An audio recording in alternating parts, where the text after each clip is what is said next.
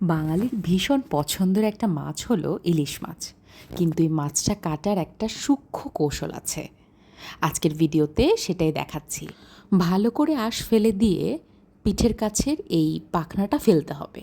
এরপর পেটের কাছে একটা লম্বা কাটা আছে, যে কাটাটা খুব পাতলা করে ধরে এইভাবে কেটে ফেলতে হবে।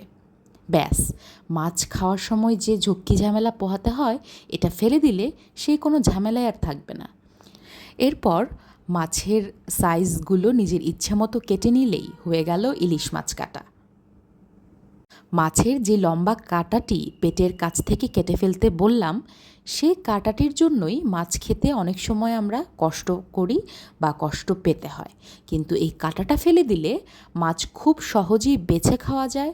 মাছ ধোয়া বা রান্না করার সময় হাতে কাটা লাগে না।